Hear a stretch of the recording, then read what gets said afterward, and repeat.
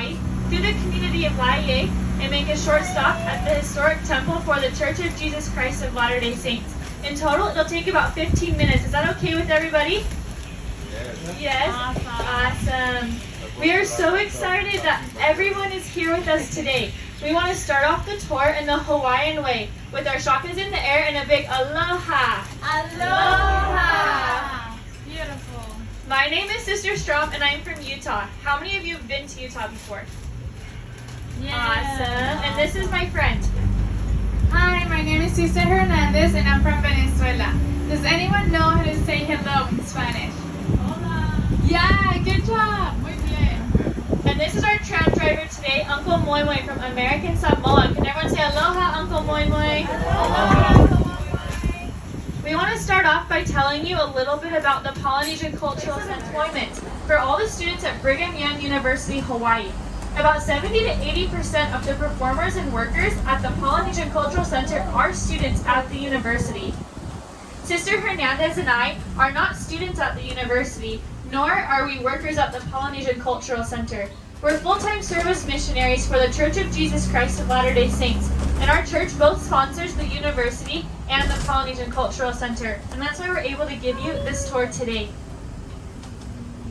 Okay, now we're entering to the campus of Brigham Young University, Hawaii.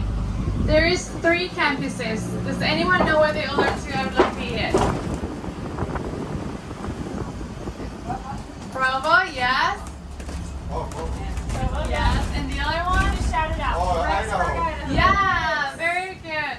So the main campus is located in Provo, Utah, and it has over 35,000 students. The other campus is located in Rexburg, Idaho, and it has over 17,000 students. Does anyone know how many students are here in Brigham Young? Okay, close. 5,000. Close. 3,000. Yes, we have 3,000 students here. And this school is very culturally diverse. And they all share a same motto that you will see at the roundabout on your left-hand side. And it's enter to learn, go forth to serve.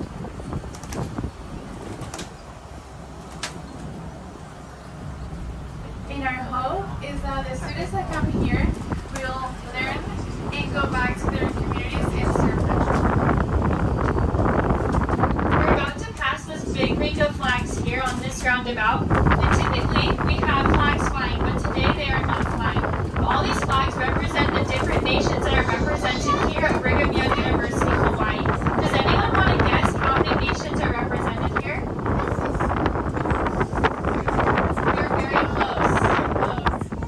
There are 72 different nations represented here on this campus, and there are over 35 languages spoken.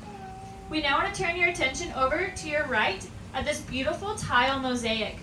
The man in the middle, his name is David O. McKay, and he was a leader for our church. Back in 1921, he attended a flag-raising ceremony at a local elementary school. He was so impressed by all the students and how they got along so well, even though they were from different backgrounds and cultures. He envisioned a future place where they would be able to get a good education. Many years later, David O. McKay attended the groundbreaking ceremony for the Church College of Hawaii, which is now Brigham Young University, Hawaii. At the groundbreaking ceremony, David O. McKay said, "From this school will go forth men and women whose influence for good will be felt towards the establishment of peace internationally." Our hope is that students who come to Brigham Young University, Hawaii will go back to their communities and establish peace worldwide.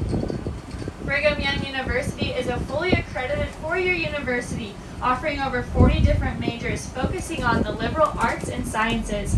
Brigham Young University Hawaii also has great programs in business and education.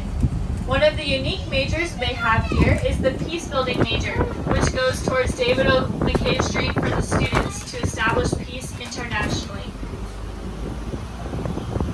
The Polynesian Cultural Center, Brigham Young University, Hawaii, and the Temple for the Church of Jesus Christ of Latter-day Saints are all part of this beautiful community called Laie. Can everyone say Laie? Laie. Beautiful, you sound like locals. Back in 1865, the Church of Jesus Christ of Latter-day Saints purchased 6,000 acres of land for a gathering place for the saints. When they got here, this land was barren, and they experienced with different types of crops to see which one was going to be more profitable here. Does anyone know what crop was more profitable here? Any guesses? What crop is most profitable? Yeah, sugar cane. So sugar cane was the most profitable crop here. And there are lots of chickens around. So as we're driving along, Television, our highest one, and there we can get married for eternities and do baptisms for our ancestors. as we pass Brigham Young University for the last time, we want to direct your attention to the beautiful mountain range that's behind the campus. These are called the Ko'olau Mountains. Can everyone say Ko'olau? You guys are just locals. I love it. As we mentioned earlier, Hawaii did not have a source of fresh water when people first arrived here. And so among those first people who came here, they went into the mountains and they found 20 free-flowing artesian wells. And that water still supplies Hawaii today. So if you get a drink from somewhere around here, it might be from those wells. We want to share with you one last story about the Polynesia Cultural Center and how it came to be. There was a man and his name was Matthew Cowley. And just like Sister Hernandez and I, he was a missionary for the Church of Jesus Christ of Latter-day Saints. Except he didn't serve his mission here in Hawaii. He served in a country called Aotearoa. Do any of you know which country is Aotearoa? New Zealand, yes, it's New Zealand. And while he was serving his mission there, he fell in love with the Maori people and their beautiful culture. And he had a fear that one day their culture would become westernized. And he shared his fears with a group of people here in Honolulu. And he had a dream where there was a fulfillment of Matthew Cowley's dream. And so we want to thank all of you for being here today to make his dream come true. And before we end at the Polynesia Cultural Center, we want to end in the same way we started, in the Hawaiian way, with our shakas in the air and a big aloha. Aloha. And we want to say mahalo to our driver, Uncle Moi Moi. Can everyone say mahalo?